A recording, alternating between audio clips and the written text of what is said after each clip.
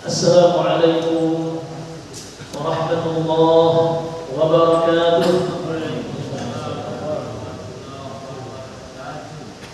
Alhamdulillahi rabbil alamin. Wa bihi nasta'inu ala umuri dunya waddin.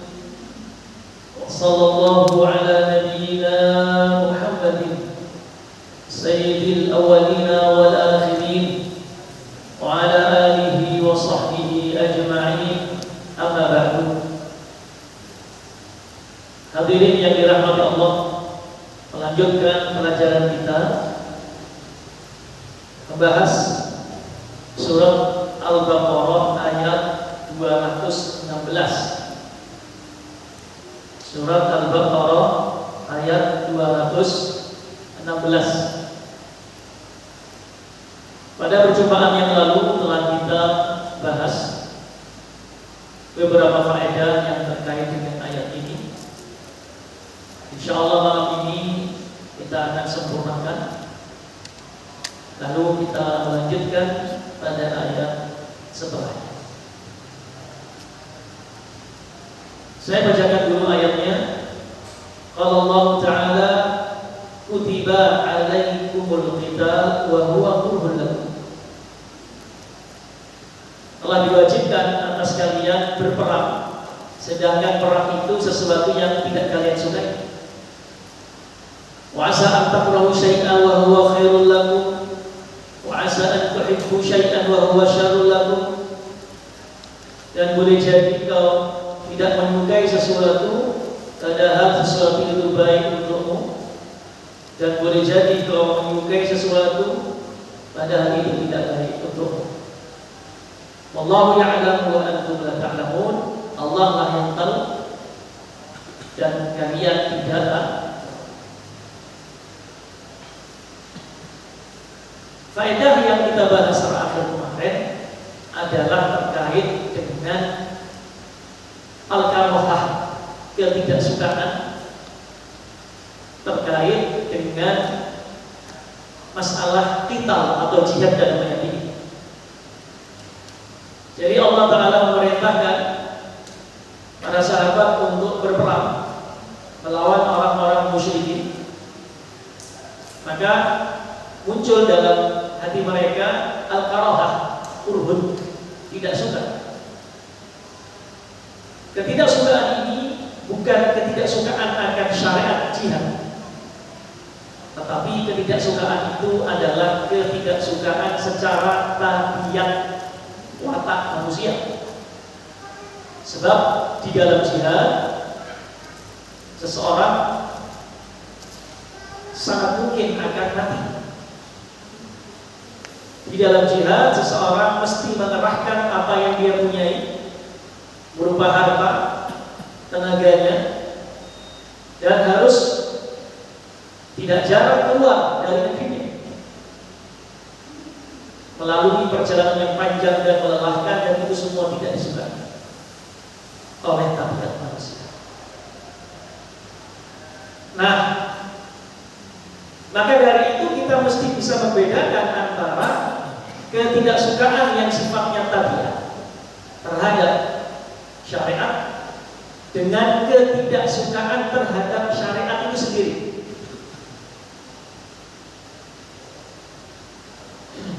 Nah, ini beda dan beda hukumnya. Sebab apabila ketidaksukaan kita terhadap syariat itu hanya secara tabiat, maka itu tidak mengapa. Sebagaimana dalam masalah jihad.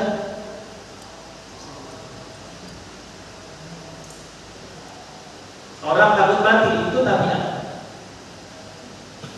Nah, yang jadi masalah apabila tidak menyukai syariatnya. Ini yang jadi masalah.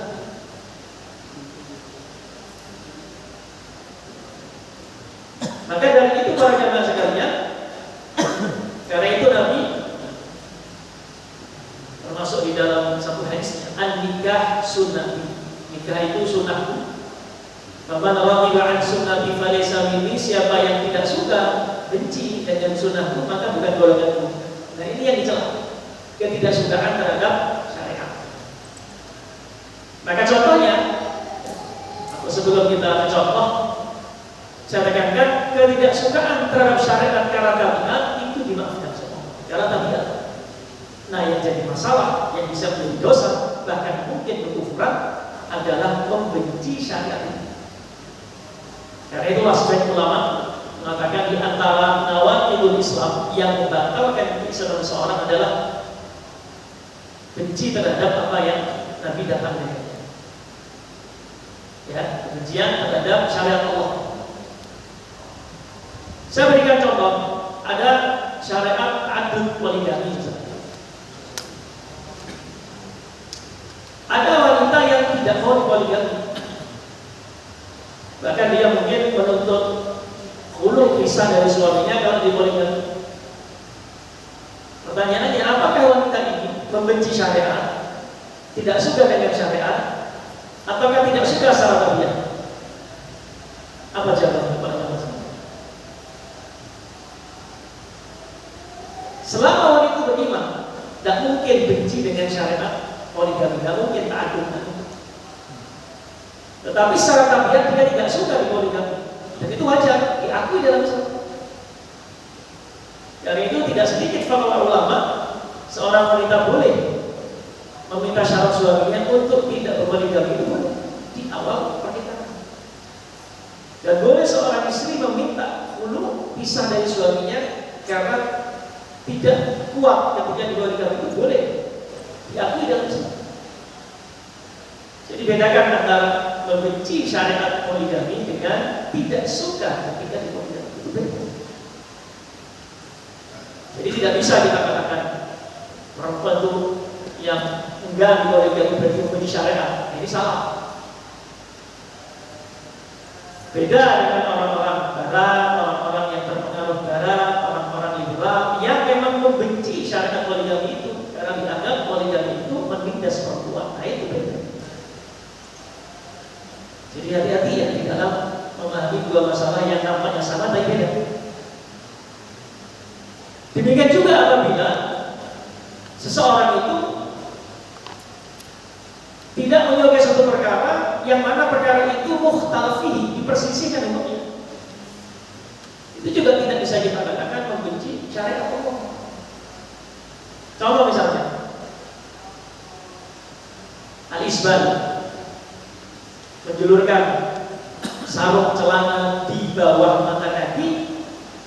Jumhurul ulama, mayoritas ulama mengatakan tidak haram mutlak, hanya haram kalau dengan kesombongan. Sebagian ulama yang bukan mayoritas mengatakan haram mutlak, dengan sombong tidak sombong haram. Maka kalau seandainya kita mengambil pendapat yang haram mutlak, lalu melihat saudara kita musbil, sarungnya, celananya melebihi mata kaki, dan dia mengambil pendapat ulama yang tidak mengharamkannya secara mutlak, tidak boleh kita katakan dia ini membenci sunnah, dia membenci syariat, dia tidak ta'zimus sunnah, tidak menganggap sunnah. Tidak bisa. Kenapa? Hukum isbal itu mukhtalafi, diperselisihkan ulama tentang hukumnya. Mana jelas jumhur, mayoritas ulama mengatakan hanya haram kalau disertai dengan syarat. Sudah mengerti ya? Jadi hati-hati para jamaah sekalian di dalam memahami masalah ini. Jangan gampang-gampang menuduh orang karena tidak melakukan sebagian syariat, lalu kita vonis dia membenci syariat, tidak mengadukan syariat, tidak mengadukan sunnah, dan sebaliknya, dan seterusnya. Baik, itu faedah yang terakhir kita bahas pada pertemuan yang lalu. Saya perlu tegaskan, tekankan agar menjadi pemahaman yang semakin baik pada diri kita. Baik, faedah yang berikutnya kita masuk pada bagian terakhir dari ayat ini. Wa asa an takrahu syai'an wa huwa khairul lakum wa asa an tuhibbu syai'an wa huwa syarrul lakum wallahu ya'lam wa antum la ta'lamun. Wallahu ya'lamu wa antum la ta'lamun. Ayat ini, potongan ayat ini menjelaskan bahwasannya banyak dari manusia itu, kebanyakan dari manusia itu membenci sesuatu yang sebenarnya baik untuk mereka, dan terkadang mereka menyukai sesuatu yang sebenarnya itu tidak baik untuk mereka. Ini banyak terjadi. Itu sifat manusia, membenci sesuatu yang baik untuk mereka dan menyukai sesuatu yang sebenarnya tidak baik untuk mereka. Ini terjadi. Dalam hal ini, kaitan dengan ayat ini, yaitu jihad. Ya, manusia tidak mungkin lah secara watak senang dengan jihad. Dan berbayar kematian, kehancuran, kan? Dan hal-hal lain. Ya, hal-hal lain. Ini termasuk diri kita. Kadang kita terkait dengan takdirnya Allah Ta'ala, kita sudah minta berdoa kepada Allah, ternyata yang ditakdirkan untuk kita itu yang tidak kita suka. Betul ya? Lalu kita kecewa. Padahal sesuatu yang tidak kita suka itu sebenarnya baik. Dan apa yang kita suka yang terjadi sebenarnya tidak baik. Nah, ini terkait dengan baik dalam masalah hukum syar'i atau hukum takdir. Dua-duanya masuk. Manusia seringkali menyukai apa yang tidak mereka sadari keburukannya dan membenci sesuatu yang justru baik. Baik terkait hukum syar'i, hukum syariat termasuk jihad, apa terkait hukum takdir yang berlaku atas mereka. Nah, kita tidak usah melihat orang lain, melihat diri kita sendiri. Makanya banyak orang menyesal. Kenapa demikian? Nah, faedah berikutnya dari ayat ini, Allah Ta'ala menjelaskan apa sebab manusia itu begitu, menyukai apa yang tidak baik dan menyukai apa, membenci apa yang baik. Allah Ta'ala mengisyaratkan di situ, wallahu ya'lamu wa antum la ta'lamun. Sebab pertama, karena manusia tidak tahu hasil akhir, tidak tahu apa yang baik untuk mereka, hanya Allah yang paling tahu. Manusia itu kan seringkali, bahkan memang seperti itu, dia tidak tahu kan rahasia yang Allah tetapkan untuknya, baik dalam masalah syariat atau dalam masalah takdir. Ya, baik dalam masalah syariat atau masalah takdir, hikmahnya apa? Kenapa? Keterbatasan ilmu mereka. Nah, ini dikatakan Allah yang tahu, kalian tidak tahu. Ini menunjukkan keterbatasan pengetahuan manusia membuat mereka tidak tahu bahwasanya itu baik. Semua yang kedua, kenapa manusia itu menyukai apa yang tidak baik dan menyukai apa yang membenci apa yang baik? Al-hawa nafsu. Ya, hawa nafsu itulah yang menjadikan sesuatu yang tidak baik tampaknya indah, maka dia kejar. Dan dia melihat sesuatu yang baik itu tidak baik karena hawa nafsunya, maka dia tolak. Karena itu Allah yang mengatakan hujibatin nar bisyahawat wa hujibatil jannah bimakarih. Neraka itu dihijab, ditutup dengan hal-hal yang disukai hawa nafsu. Hawa nafsu yang haram maksudnya, berzina, korupsi, ketidakjujuran, kebohongan. Sebenarnya surga itu dihijabi, ditutupi, dikelilingi hal-hal yang tidak disukai oleh hawa nafsu. Ya, istiqomah, sabar, dan disukai. Jadi dua, kenapa manusia itu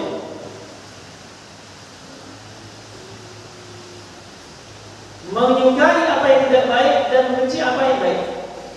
Pertama karena pengetahuan yang terbatas, yang kedua karena hawa nafsu. Karena itu Allah Subhanahu wa taala pada akhir surah An-Nas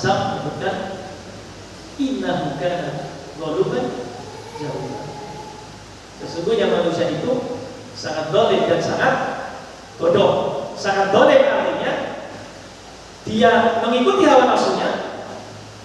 Sangat bodoh artinya sedikit ilmunya.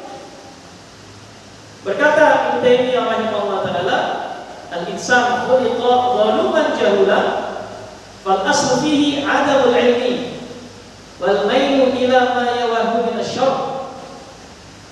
Karena manusia itu diciptakan dalam keadaan asalnya adalah sangat zalim dan sangat bodoh, ini menunjukkan asal manusia itu adalah tidak punya pengetahuan.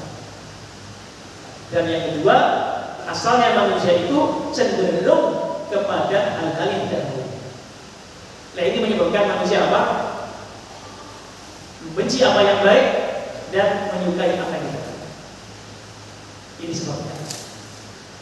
Contoh jihad fisabilillah, memang betul jihad fisabilillah itu resikonya besar, tidak enak, tidak disukai, bahkan nyawa bisa hilang. Akan tetapi hikmah jihad itu lebih besar. Dengan jihad fisabilillah, baik sifatnya difa, membela diri, atau al-hujum, jihad menyerang, maka dengan itu apa? Kekafiran akan hancur, kesyirikan akan punah, agama akan tegak.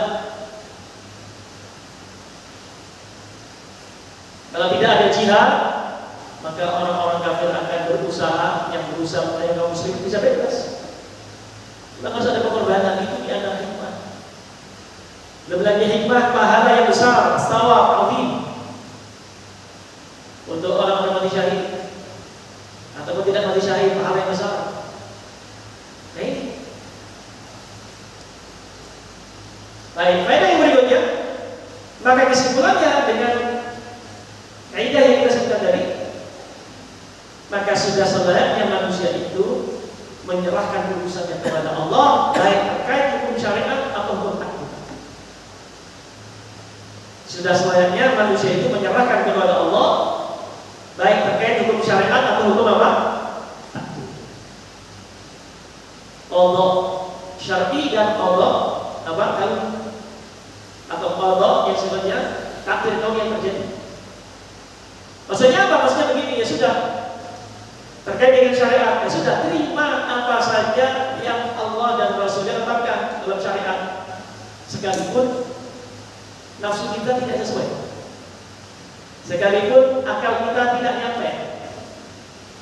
Ya, makanya benar kata Ali bin Abi Thalib, "Lau kana dinu", seandainya agama itu akal semata, lakana asfalu al-khuf aula bil masjid min a'la. Seandainya agama itu hanya dilihat dari sisi akal semata, niscaya bagian bawah dari khuf sepatu itu lebih layak untuk dibasuh, diusap daripada bagian atasnya. Sudah serahkan sama Allah. Selama ini syariat, menyerah kepada Allah, laksanakan sebaik mungkin dan banyak istighfar atas itu. Demikian pula dengan masalah takdir, kita sudah berusaha yang terbaik, kita sudah melakukan istikharah, meminta kepada Allah pilihan yang terbaik.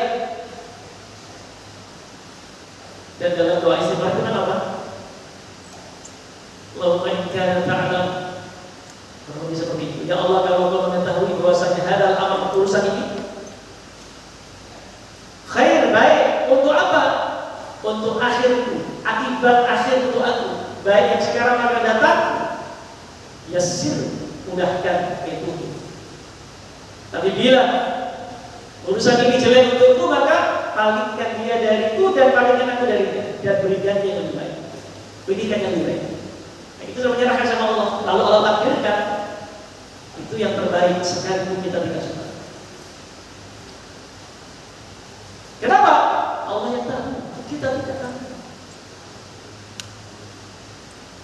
Itu barangnya mas kalian.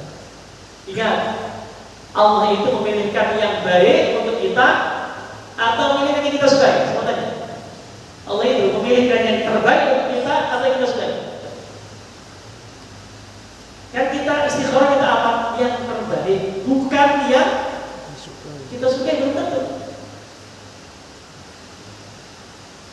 Ketika Allah mentakdirkan berarti itu yang terbaik sekalipun kau tidak suka. Walaupun memang afdol, enaknya ya apa? Apa yang Allah kehendaki terbaik untuk kita, itu yang kita sukai. Itu Masya Allah. Itu paling enak, tidak berat. Betul apa tidak? Minta kaya supaya bisa beribadah kepada Allah dengan enak, dengan santai, dengan lancar, bisa bersedekah, bisa berbuat baik dengan harta. Allah takdirkan kaya, itu enak. Setelah kita istiqomah, kenapa? Antara takdir Allah, insya Allah yang terbaik, dengan keinginan kita itu sedang. Tapi kan ini tidak seperti itu. Tidak seideal yang kita inginkan. Minta kaya supaya jadi dermawan yang banyak pahalanya seperti Utsman bin Affan, Abdurrahman bin Auf. Ternyata Allah takdirkan tidak. Sudah berusaha, gimana ya sudah. Nah, itu yang berat antara takdir Allah yang insya Allah baik setelah kita istikharah dengan keinginan itu dan yang itu yang berat, itu ujian. Tapi yakinlah itu yang terbaik yang Allah berikan sekalipun kita tidak suka.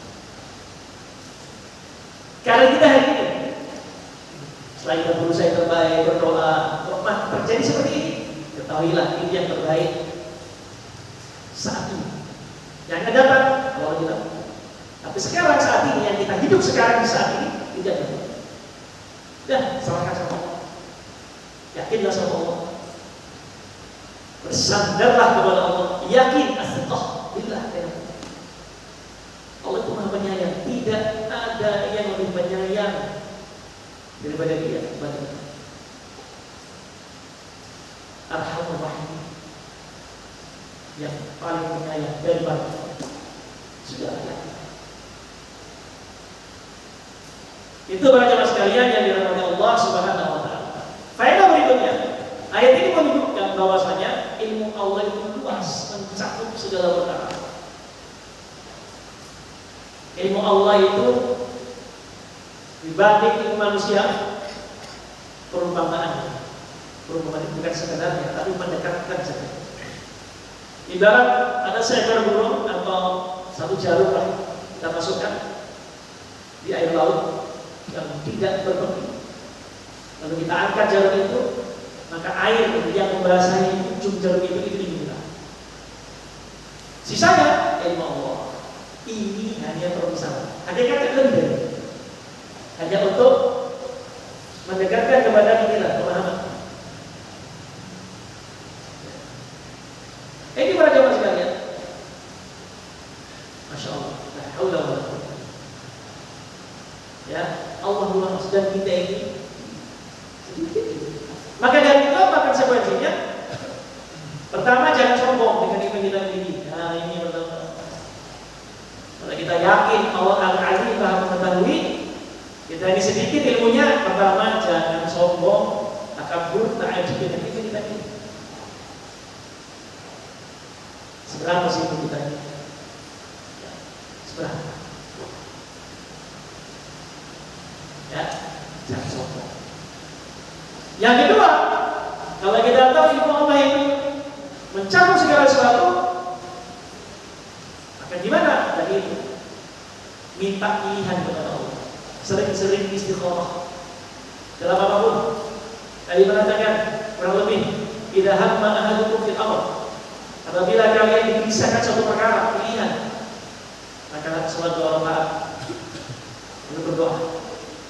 Sebutkan dalam hadis tentang doa istikharah yang saya kutip sebagai ini. Jadi kita sadar ya Allah, apa yang kami serahkan kepada sering-sering istikharah dalam semua perkara yang baik. Yang ketiga, melahirkan keridhaan atas pujian Allah. Karena kita yakin Allah balik, nah, ya sudah ridholah terhadap keputusan. Itu konsekuensi ketiga terhadap keyakinan Allah Maha Tahu. Ya, dari sekian banyak konsekuensi terhadap iman kita kepada Allah Al-Alim. Baik, itu para jemaah sekalian, beberapa faedah, masih banyak yang lain, tapi kita cukupkan untuk ayat 269. Baik, lanjut. Sampai jam berapa ya? Supaya saya bisa memastikan. Baik, kita baca ayat 217. Yas'alunaka 'anil syahril haram qitalin fihi. Mereka bertanya. Siapa itu para sahabat kepada Rasulullah sallallahu alaihi wasallam? Mereka bertanya kepada wahai Nabi, ya, 'anil syahril haram qitalin fihi. Terkait dengan hukum perang di bulan haram. Nah, ini pas kita bulan haram. Rasanya bulan haram. Qul, katakanlah kepada mereka wahai Nabi, kita fihi kabir. Berperang di bulan haram itu dosa besar, perkara besar. Wasaddun an sabilillah, akan tetapi menghalangi orang dari jalan Allah, wa kufrun bihi, mengingkari Allah, mengkafiri Allah, wal masjidil haram, demikian pula menghalangi orang dari Masjidil Haram, tidak boleh haji, tidak boleh umrah, tidak boleh beribadah kepada Allah. Ya. Wa ikhraju ahli minhu, dan mengusir penduduknya, yaitu penduduk Masjidil Haram.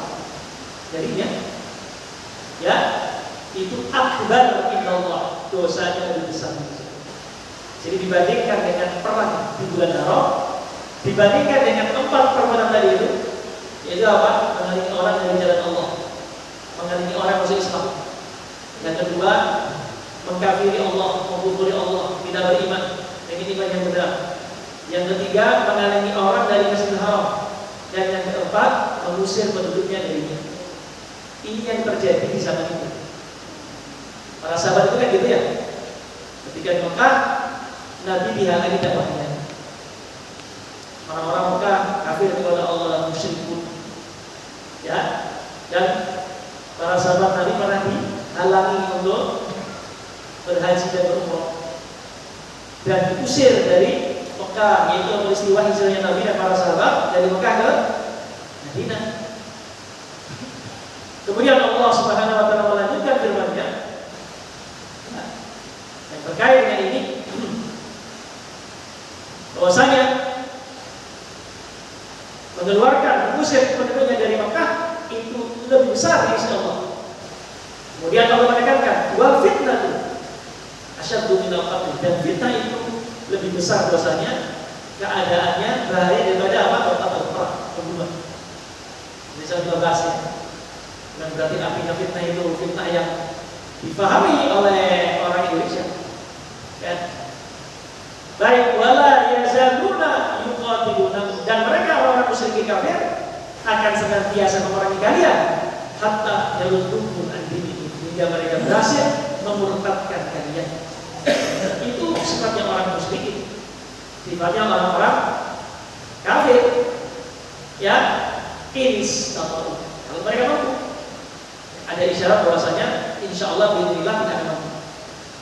Kemudian Allah beri peringatan kepada kita, wa may yartadid minkum an dini, siapa yang murtad dari agamanya, ya, murtad jadi kafir, ya, fayamut, kemudian mati, bahwa kafir, mati dalam keadaan apa kan?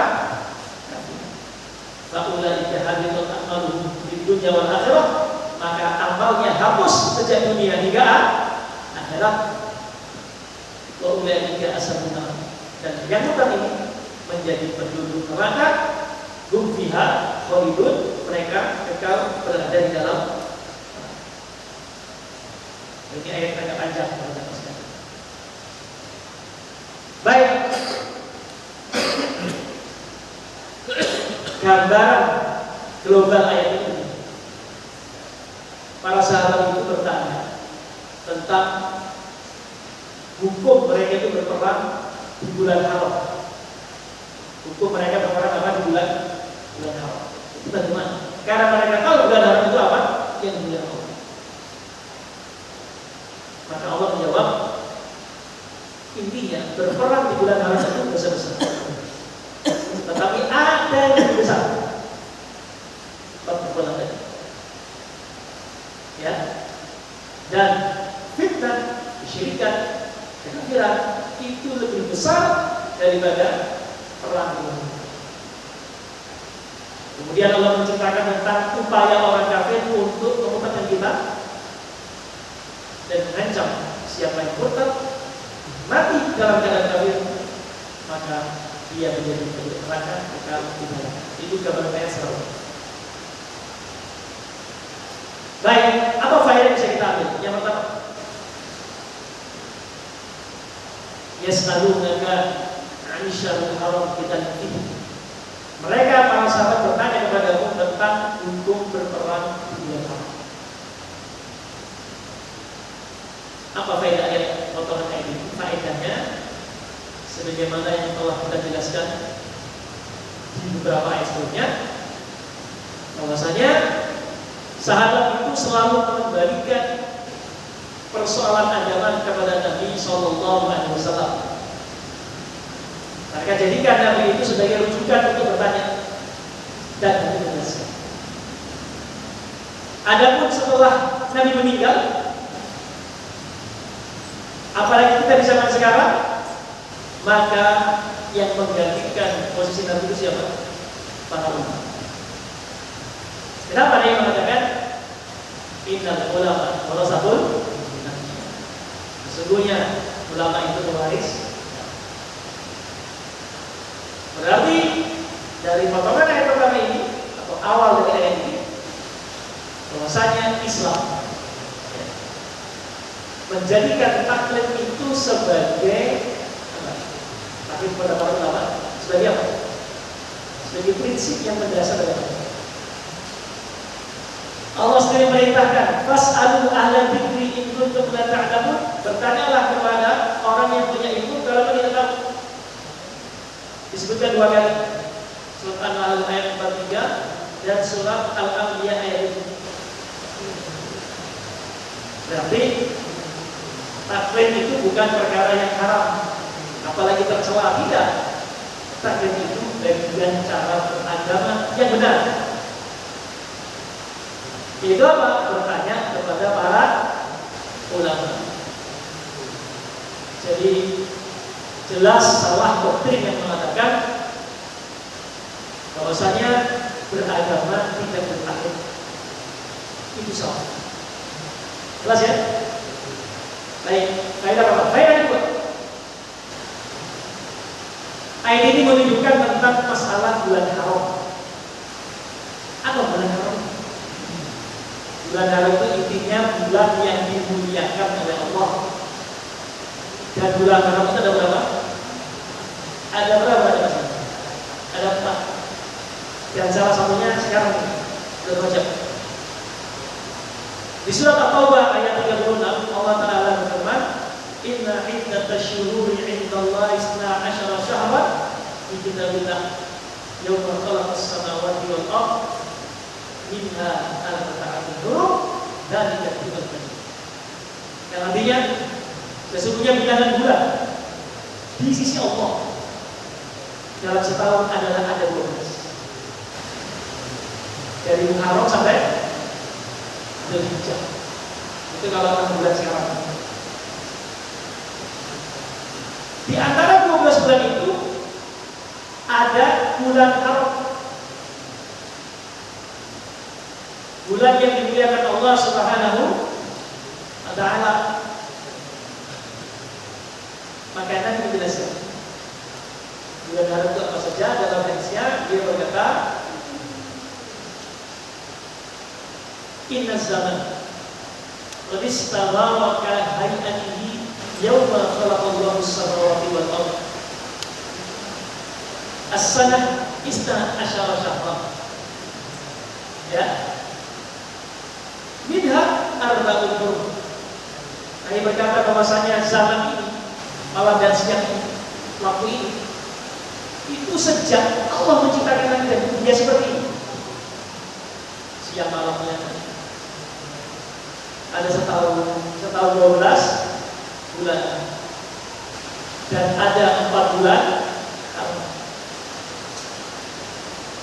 Salah satu mutawaliyah ada 3 bulan yang berturut dalam bulan Ramadhan yang 4 dan ada yang ini. Yang 3 bulan berturut apa? Dzulqa'dah, Dzulhijjah, Yang terpisah wa Rajabul Mudhar alladzi baina Jumada wa Sya'ban, yaitu bulan apa? Rajab. Dan kita sekarang ini bulan Rajab. Awal bulan apa? Berarti termasuk bulan apa ketentuan bulan Haram? Yang pertama, bulan Haram itu bulan yang dimuliakan Allah, bahkan dimuliakan orang-orang musyrikin sebelum datang Islam. Makanya mereka itu punya dalam Tuhan tidak boleh berperang di bulan Haram. Padahal orang Arabnya sangat perang. Jadi orang Arab itu berada sekarang dulu zaman dulu, mereka akan sulit disatukan. Mereka itu biasanya punya kumpulan-kumpulan kabilah-kabilah dengan pemimpin masing-masing kabilah. Itu gampang perang. Sampai perangnya ada yang 100 tahun. Sampai ada kabilah yang punah gara-gara perang. Sempat perang. Nah mereka tahu, mereka punya di bulan Haram itu mereka tidak berperang di bulan Haram. Jadi contohnya, perangnya dimulai bulan Jumada Tsaniyah kemarin. Waktu Rajab berarti jadi ya tidak perang lagi. Rajab ke Sya'ban perang lagi. Itu orang Arab. Jadi sudah dimuliakan bulan Haram ini sejak orang-orang kafir musyrik sebelumnya. Ini yang pertama. Yang kedua adalah ada perkara penting pada zaman sekarang terkait dengan Haram. Kata sebagian salaf, termasuk Qatadah, beliau mengatakan ad-dulmu al-amalus salih fi ashhuril haram a'dham ajran. Amal saleh yang dikerjakan di bulan Haram itu pahalanya lebih besar daripada yang dikerjakan di luar bulan Haram. Wal dzulmu fihinna a'dham min al-dzulmi fi ma siwahu. Sebaliknya, kezaliman yang dilakukan di bulan Haram dosanya juga menjadi lebih besar daripada apa? Kezaliman yang dilakukan di luar bulan. Wa in kana dzulmu ala kulli halin azimah, sekalipun kezaliman itu sudah besar walaupun di luar bulan. Ini kita menjual. Yaitu apa? Perbuatan baik diakukan dibesarkan pahalanya, sebaliknya perbuatan yang buruk juga apa? Dibesarkan besar. Makanya Allah Ta'ala dalam surah Taubah tadi ayat 36, "Fala tadzlimu fihinna anfusakum." Jangan menzalimi diri kalian di bulan-bulan. Apa maksudnya? Jangan menzalimi dalam arti kezaliman, melakukan kezaliman yang besar, itu sih. Karena kezaliman itu ada 3. Adzamul dzulmi, zalim paling besar, itu syirik kepada Allah. Yang kedua, adzulmu alladzi la yutrak, kezaliman yang tidak akan ditinggalkan, dibiarkan, yaitu kezaliman antar manusia. Dan yang ketiga, dzulmul insan nafsahu, kezaliman seseorang kepada dirinya sendiri. 3 macam zalim ini jangan dilakukan di bulan Haram. Kenapa? Dosanya menjadi besar. Melebihi kalau dilakukan di bulan Haram. Maka jangan menyebutkan Allah, jangan zalim kepada orang, menyakiti orang, dan jangan menjerumuskan diri dalam dosa. Itu terkait bulan Haram. Yang ketiga, bulan Haram. Lalu amal apa saja yang kita bisa amalkan di bulan Haram akan Rajab, pas ke Rajab? Apa? Amal yang baik apa saja? Yang wajib, yang sunnah. Tidak ada amal khusus. Ya, semua amal soleh bisa dikerjakan di bulan apa? Haram, termasuk bulan Rajab. Jelas ya? Puasa Rajab boleh tak? Puasa bulan Rajab? Boleh. Tidak ada kaitan khusus dengan bulan Rajab, tetapi masuk kepada keumuman perbuatan amal soleh yang dilakukan di bulan Rajab. Baik, hadirin yang dirahmati Allah Subhanahu wa ta'ala. Kurang berapa menit? Baik. Itu sementara dua faedah pada ayat ini. Kita masuk ke lanjutan. Insyaallah faedah-faedah berikutnya kita akan sampaikan di pertemuan yang akan datang. Ada pertanyaan silakan.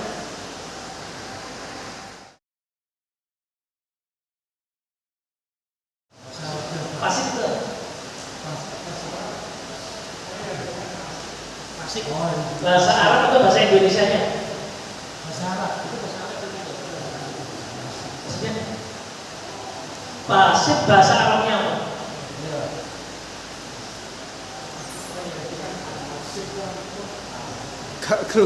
Pasif maksudnya pasif. Oh, pasif itu artinya bahasa Indonesia apa gitu? Oh iya baik. Jadi ada pertanyaan bagus tentang masalah fasik. Fasik itu pelakunya. Kalau sifatnya pakai al-fisku nanti. Al-fisku itu secara bahasa adalah al-khuruj, keluar.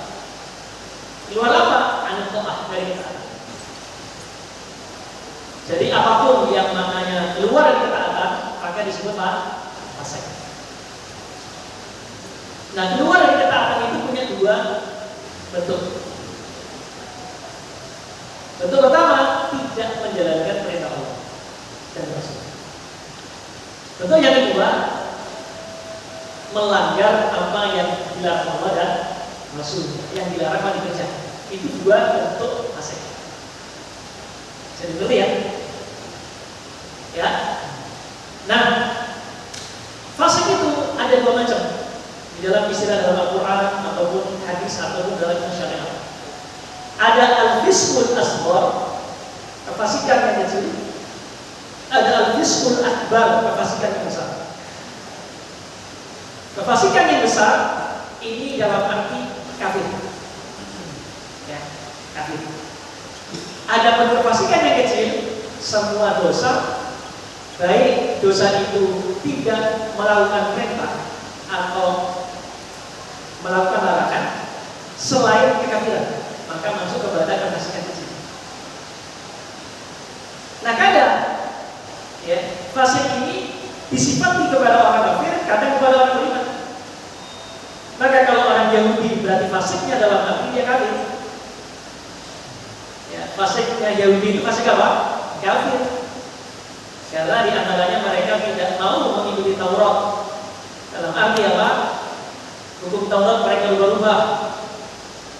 Yang haram dihalalkan. Taurat pemerintah ini tidak dikerjakan. Taurat bilang ke kanan, biar ke kiri. Termasuk tidak mengimani Nabi yang terakhir Muhammad Sallallahu Alaihi Wasallam yang telah disebut ciri-ciri dalam Taurat. Nah, negaranya fasik itu ditujukan kepada orang yang beriman. Artinya fasik itu berarti bukan kafir. Seperti pada surat Al-Hujurat, ya. Walakin Allah habbaba ilaikumul iman wa karaha ilaikumul kufra wal fusuqa wal isyan. Akan tetapi Allah menjadikan walakin Allah habbaba ilaikumul iman wa zayyana fi qulubikum. Allah menjadikan engkau mencintai keimanan dan Allah jadikan tidak iman itu dalam hati. Dan Allah menjadikan kamu benci kepada kekafiran. Kufur, kekafiran, fisik, kefasikan, ya, wal isyan dan pelanggaran. Ya, di surah Al-Hujurat ini disebutkan apa? Tidak. Allah membuat kalian benci kepada kekafiran, al-kufra, wal fusuq, kefasikan, wal isyan dan pelanggaran. Kemaksiatan. Berarti fisik ini kefasikan di tengah-tengah antara kafir dengan pelanggaran maksiat umum. Berarti kefasikan ini bisa dikatakan apa? Dosa besar. Makanya fasik itu lebih sering dimaknai dosa besar. Seperti zina, Muhammad, membunuh orang, ya, berdusta. Karena itulah orang yang fasik ini la tuqbal syahadatuhu, tidak diterima syahadatnya, kesaksiannya. Termasuk dalam masalah hadis. Bedanya munafik dengan fasik. Bedanya munafik dengan fasik. Salah saya jawab. Saya selesai dulu Pak. Jadi jelas itu fasik. Jelas fasik ya. Insya Allah ada rekamannya. Jadi kalau ini mengulang kemudian bisa rekaman. Itu fasik. Namanya orang fasik, hati-hati. Di Al-Quran tidak disebutkan ya ayyuhalladzina amanu in ja'akum fasiqun binaba'in. Orang beriman kalau datang kepada orang fasik bawa berita, jangan langsung dipercaya. Fatabayanu, cari kebenaran. Jadi kalau ada orang yang terbiasa bohong, itu jangan langsung dipercaya kalau datang bawa berita. Karena orang fasik itu tidak dipercaya omongannya, kesaksian, periwayatannya. Itu maksudnya. Jadi kalau mana fasik kepada orang kafir, Yahudi berarti kafir. Tapi kalau kepada orang beriman berarti akan tidak saja kepada kafir, tapi seringkali diarahkan kepada dosa besar, al-fisqu, dosa besar, yang membuat pelakunya tidak diterima syahadatnya, kesaksiannya, periwayatannya dan sebagainya. Ya. Baik, ini sudah waktunya atau belum ini? Waktu lain belum ada. Oke, sudah ya. Insya Allah nanti pekan depan kita akan pekan depan ketemu soalnya. Atau nanti di luar apa? Berapa menit? Berapa menit lah? Ya baik, antifak. Ya, munafik itu dari kata-kata gua yang dibuat oleh salah satu jenis hewan peternak yang ada di mana ini, di gurun, yang punya dua pintu. Ya, jadi kalau dia diserang dari pintu ini, dia keluar pintu yang lain. Jadi khidah, pintu daya. Makanya orang munafik itu punya dua pintu, dua muka. Ilhamul Islam, waitul kufur, menampakkan Islam tapi menyembunyikan kekafiran, dua muka. Dohirnya dengan batinnya ada sama. Makanya sebab munafikan ada. Tidak ada kalau ngomong. Nah, nifak ini ada dua, nifakul akbar dan nifak asghar, nifak besar, nifak kecil. Kalau nifak akbar ini nifak i'tiqad keyakinan, yaitu orang kafir pura-pura Islam. Seperti munafik yang ada di Madinah. Adapun nifak kecil, nifak amali adalah orang beriman Islam yang ada ciri-ciri kemunafikan dalam diri. Masih Islam, tapi punya ciri kemunafikan. Islam bujukan, sholat, korupsi, ini munafik. Sholat bujukan, keamanan, tapi dasarnya kafir, gitu kan? Saya kira demikian. Karena waktunya, insya Allah kita jelaskan tidak akan. Allah ba'ala. Assalamualaikum warahmatullahi wabarakatuh.